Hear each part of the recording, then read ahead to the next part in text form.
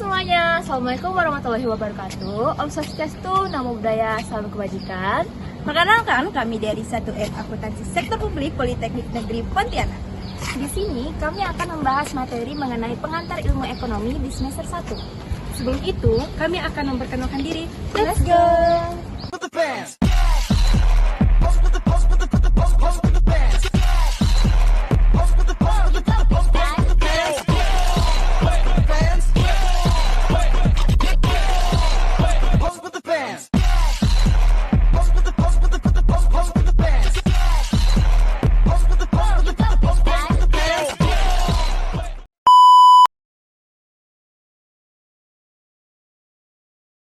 Halo teman-teman semuanya, jadi yang pertama kita bahas yakni mengenai apa itu ilmu ekonomi.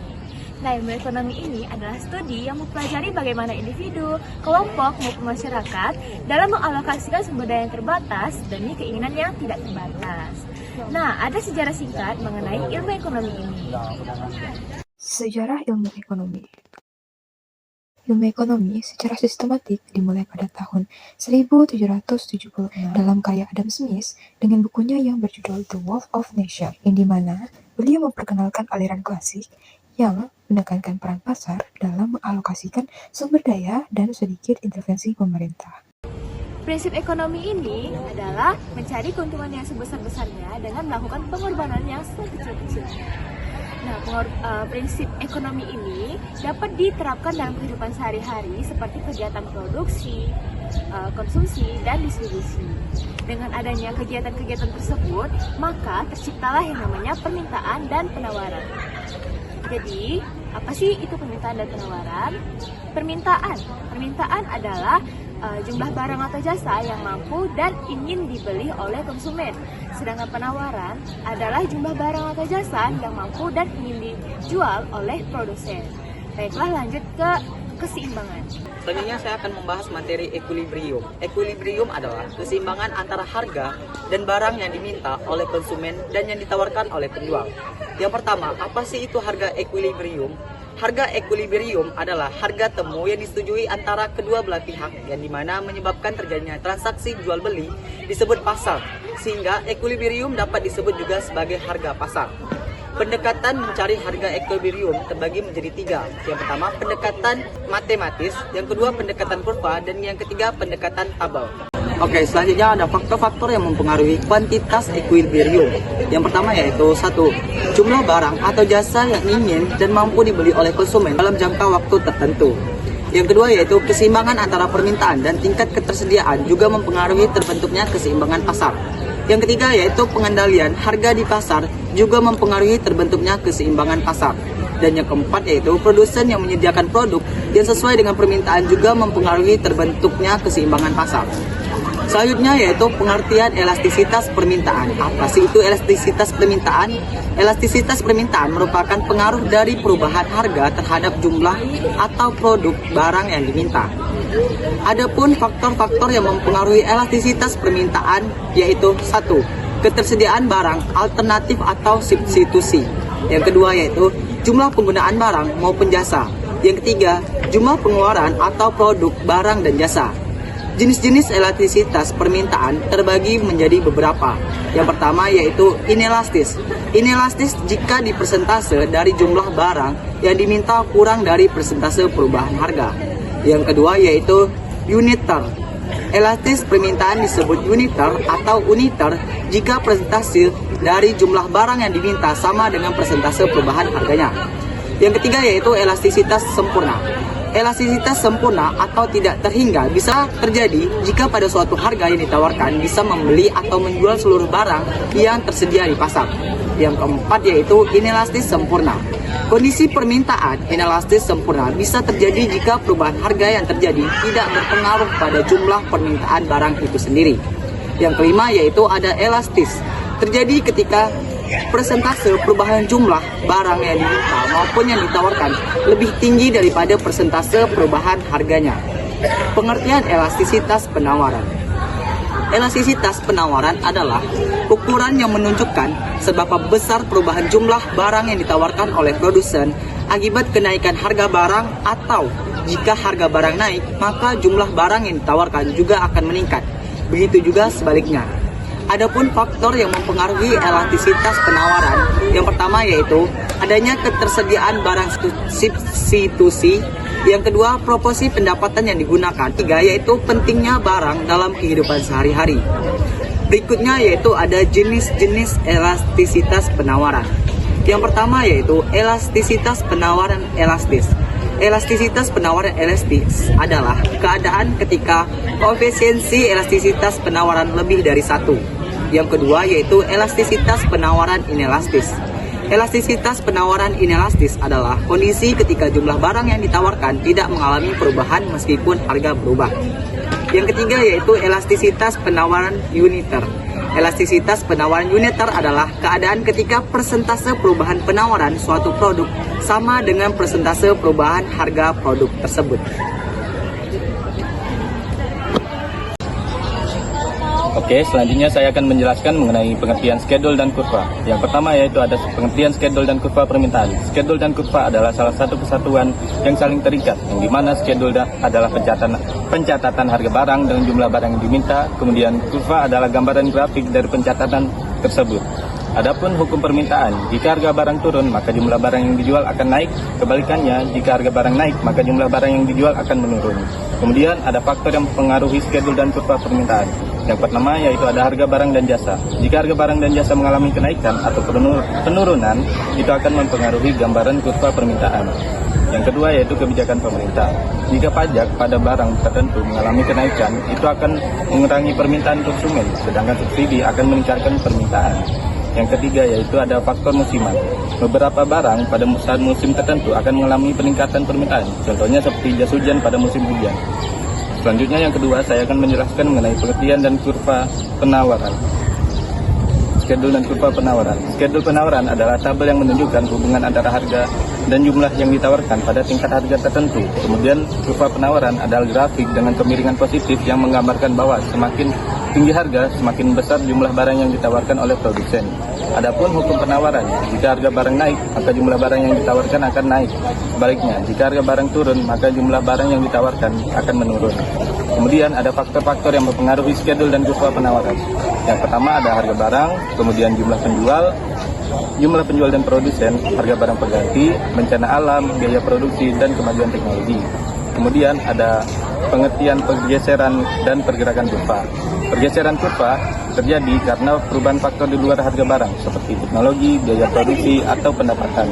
Kemudian kurva permintaan bergeser ke kanan saat permintaan meningkat, misalnya pendapatan naik. Kemudian kurva penawaran bergeser ke kanan saat penawaran meningkat, misalnya teknologi membaik. Kemudian ada pergerakan kurva. Pergerakan sepanjang kurva terjadi karena perubahan harga barang. Contohnya yaitu pada kurva permintaan, harga naik ke kanan, jumlah permintaan turun atau bergerak ke kiri. Kemudian kurva penawaran, harga naik, jumlah penawaran naik, maka bergerak ke kanan. Kemudian ada perbedaan pergerakan dan pergeseran kurva. Yang pertama, pergerakan kurva. Kurva penawaran, pergerakan terjadi di sepanjang kurva akibat perubahan harga barang. Kemudian kurva permintaan, pergerakan terjadi di sepanjang kurva akibat perubahan harga barang. Kemudian pergeseran kurva. Kurva permintaan, pergeseran terjadi karena faktor selain harga barang seperti pendapatan konsumen dan selera. Kemudian kurva penawarannya yaitu pergeseran terjadi karena faktor selain harga barang seperti teknologi, biaya input, dan jumlah produsen. Pengertian kebijakan fiskal sendiri. Nah, kebijakan fiskal merupakan kebijakan yang dilakukan pemerintah dengan cara meningkatkan dan juga menurunkan pendapatan anggaran belanja negara. Kebijakan fiskal akan mengatur mobilisasi dana domestik dengan instrumen utama berupa pajak dan pengeluaran negara. Kebijakan fiskal adalah alat yang sangat penting bagi pemerintah untuk mencapai tujuan-tujuan ekonomi. GNP dan GDP adalah dua ukuran yang sering digunakan untuk mengukur kinerja ekonomi suatu negara. Memahami hubungan antara kebijakan fiskal, GNP, dan juga GDP sangat penting untuk menganalisis kondisi ekonomi suatu negara.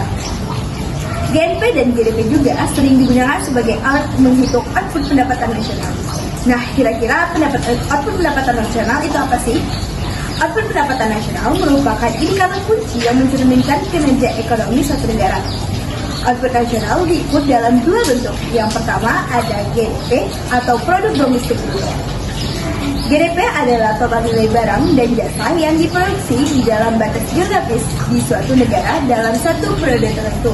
Contohnya seperti perusahaan DIY yang berasal dari negara Malaysia yang saat ini menetap di Kota Pontianak. Dan yang kedua ada GNP atau Produk Nasional Bruto. GNP adalah total nilai barang dan jasa yang diproduksi oleh warga negara baik di dalam maupun di luar negeri. Contohnya seperti perusahaan Gojek yang sekarang sudah ada di luar negeri, yaitu di negara Singapura. Nah, untuk GNP dan GDP sendiri perbedaannya yang pertama tetap pada fokusnya. GNP lebih fokus pada warga negara, sedangkan GDP berfokus pada wilayah negara. Sedangkan untuk pengukuran sendiri, GNP mencakup pendapatan yang diperoleh warga negara di luar negeri, sedangkan GNP tidak. Baiklah, selanjutnya saya akan menjelaskan tentang pendapatan nasional. Nah, pendapatan nasional adalah jumlah akhir barang dan jasa yang diproduksi oleh suatu perekonomian dalam satu periode waktu tertentu, yang dihitung berdasarkan nilai pasar. Data pendapatan nasional yang dihasilkan dapat digunakan untuk membuat prediksi tentang ekonomi masa depan negara tersebut. Pendapatan nasional sendiri itu dihitung menggunakan NNI, NNP, dan juga PI. Manfaat dari menghitung pendapatan nasional, yang pertama dapat mengetahui tingkat kemakmuran dari suatu negara. Yang kedua, dapat dijadikan ukuran serta perbandingan pertumbuhan ekonomi serta kekayaan antar negara. Selanjutnya, saya akan menjelaskan tentang pertumbuhan pendapatan nasional sendiri. Pertumbuhan pendapatan nasional merupakan kenaikan jumlah pendapatan yang dihasilkan oleh suatu negara dalam periode waktu tertentu. Biasanya diukur dalam waktu setahun. Pendapatan nasional itu sendiri adalah total nilai barang dan jasa yang diproduksi oleh semua sektor ekonomi dalam suatu negara. Faktor-faktor yang mempengaruhi pertumbuhan pendapatan nasional yang pertama ada investasi, infrastruktur, sektor digital, kebijakan pemerintah, dan yang terakhir ada sumber daya alam. Nah, setelah apa yang telah saya sampaikan tadi, dapat disimpulkan bahwa tujuan dari pendapatan nasional, output nasional, dan juga pertumbuhan pendapatan nasional. Yang pertama yaitu untuk meningkatkan kesejahteraan masyarakat. Yang kedua, untuk meningkatkan daya saing ekonomi. Yang ketiga, untuk meningkatkan investasi. Yang keempat, untuk mengukur pertumbuhan ekonomi. Dan yang kelima, untuk mengevaluasi kinerja masyarakat. Dan yang terakhir, untuk mendukung perencanaan kebijakan ekonomi. Baiklah, di sini saya akan menjelaskan materi tentang kebijakan moneter. Jadi, kebijakan moneter adalah sistem kontrol bank sentral terhadap besaran moneter seperti jumlah uang beredar, uang primer, kredit perbankan, dan suku bunga. Kebijakan moneter memiliki tujuan utama, yakni mencapai stabilitas nilai mata uang, menjaga stabilitas sistem pembayaran, mendukung stabilitas sistem keuangan guna mendukung pertumbuhan ekonomi berkelanjutan. Kebijakan moneter juga memiliki tujuan lain, yaitu untuk mencapai keseimbangan domestik dan mencapai tujuan ekonomi makro, seperti menjaga stabilitas ekonomi melalui kesempatan kerja, stabilitas harga, dan keseimbangan neraca pembayaran. Contoh kebijakan moneter yang diterapkan di Indonesia adalah ketika Bank Indonesia menaikkan suku bunga acuan untuk mengendalikan inflasi saat terjadi kenaikan harga secara signifikan. Bank Indonesia merupakan salah satu lembaga keuangan yang ada di Indonesia. Lembaga keuangan merupakan badan usaha atau institusi di bidang jasa keuangan yang bergerak dengan cara memberikan fasilitas layanan keuangan, menghimpun dana dari masyarakat, dan menyalurkannya kembali untuk pendanaan ke berbagai kegiatan keuangan yang mempengaruhi jalannya perekonomian. Lembaga keuangan sendiri mencakup berbagai operasi bisnis dalam sektor jasa keuangan, yang di dalamnya termasuk bank, perusahaan perwalian, perusahaan asuransi, perusahaan pialang, dan pedagang investasi. Lembaga keuangan bekerja untuk memutar arus uang dalam perekonomian dan dengan mendapatkan keuntungan dalam bentuk bunga atau persentase. Ngomong-ngomong soal lembaga keuangan, apa sih itu mata uang? Seperti yang kita ketahui, mata uang adalah satuan nilai atau alat pembayaran yang sah dalam bentuk koin atau kertas yang digunakan di suatu negara yang telah disetujui oleh pemerintah dan rakyatnya untuk melakukan transaksi barang, jasa, atau pembayaran utang. Di setiap negara memiliki mata uangnya sendiri yang berlaku sebagai standar nilai dan unit akuntansi. Contohnya seperti rupiah di Indonesia, dolar di Amerika Serikat, atau yen di Jepang. Mata uang berperan penting dalam perekonomian suatu negara karena menjadi medium pertukaran yang memudahkan transaksi serta penyimpanan nilai. Halo semuanya, teman-teman pasti pernah mengalami ketika kita membeli barang, itu terkadang barangnya berkurang dengan harga yang sama, atau harga dari barang tersebut yang meningkat. Nah, itu merupakan salah satu contoh dari inflasi. Apa itu inflasi? Inflasi adalah kenaikan harga barang dari waktu ke waktu dalam suatu periode perekonomian. Menurut KBBI sendiri, inflasi adalah menurunnya nilai mata uang yang menyebabkan harga dari suatu barang meningkat. Nah, apa sih penyebab dari inflasi? Inflasi bisa disebabkan dari biaya produksi dan biaya operasional yang meningkat, permintaan yang melebihi dari penawaran, dan menurunnya nilai mata uang. Inflasi sendiri mempunyai beberapa jenis yang akan saya sebutkan, yang ini berdasarkan persentasenya. Yang pertama, inflasi ringan dengan persentase 0 sampai 10. Kedua, inflasi sedang dengan persentase 10 sampai 30%. Ketiga, yaitu inflasi berat yang dimana persentasenya 30 sampai 100%. Dan terakhir, inflasi sangat berat yang dimana persentasenya di atas 100%. Nah, dari penjelasan sebelumnya dapat kita ketahui bahwa inflasi itu berdampak dari biaya hidup yang meningkat, daya beli masyarakat yang menurun, serta investor akan berpikir 2 kali ataupun lebih untuk berinvestasi pada negara yang mengalami inflasi tersebut. Nah, sekarang kita masuk di materi pengangguran, di mana pengangguran adalah suatu kondisi di mana seseorang yang termasuk dalam angkatan kerja biasanya berusia produktif yaitu 15 sampai 64 tahun, tidak memiliki pekerjaan dan sedang mencari pekerjaan. Ada 4 jenis-jenis pengangguran. Yang pertama yaitu struktural, yang dimana ketidaksesuaian keterampilan kerja dengan kebutuhan industri, contohnya dampak teknologi. Yang kedua ada friksional, yang mana transisi sementara antara pekerjaan, contohnya lulusan baru. Lalu ada yang ketiga yaitu siklis, yaitu dipengaruhi fluktuasi siklus ekonomi meningkat saat resesi. Yang keempat ada musiman, terkait pekerjaan yang bergantung musim tertentu, contohnya pariwisata dan pertanian. Selanjutnya ada faktor penyebab pengangguran. Yang pertama yaitu perubahan teknologi. Otomatis teknologi dapat menggantikan tenaga kerja manusia sehingga mengurangi kebutuhan akan pekerjaan. Yang kedua adanya kurangnya keterampilan. Yang ketiga ada pertumbuhan ekonomi yang lambat. Nah, masuk di dampak pengangguran. Yang pertama yaitu ada ketidakstabilan sosial. Yang kedua ada kemiskinan. Yang ketiga ada beban negara. Lalu lanjut jadi cara mengatasi masalah pengangguran. Diperlukannya berbagai upaya. Yang pertama, meningkatkan pertumbuhan ekonomi. Yang kedua, mengadakan program pelatihan kerja. Yang ketiga, membuka lapangan pekerjaan. Yang keempat, mendorong kewirausahaan. Contoh kasus pengangguran di mana menurut Badan Pusat Statistik atau BPS, tingkat pengangguran di Indonesia turun menjadi 4,91% pada kuartal September 2024 dari 5,32% pada kuartal yang sama tahun sebelumnya. Jumlah pengangguran turun sebesar 4,96% dari tahun sebelumnya menjadi 7,47 juta orang. Pada saat yang sama, jumlah pekerja meningkat sebesar 3,42% menjadi 144,64 juta orang, terutama di sektor pertanian, kehutanan, dan perikanan. Sementara itu, tingkat partisipasi angkatan kerja naik menjadi 70,63% dari 69,48% pada tahun sebelumnya. Berikut adalah tingkat pengangguran dari tahun ke tahun, yang dimana tahun 2020 triwulan 1 sebesar 4,94%. Triwulan ketiga itu meningkat menjadi 7,07%. Lalu pada tahun 2021 itu triwulan pertama sebesar 6,26%. Triwulan ketiga yaitu sebesar 6,49%.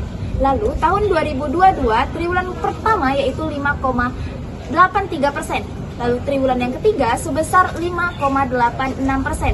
Lalu di tahun 2023 triwulan pertama yaitu 5,45%, di mana triwulan yang ketiga sebesar 5,32%.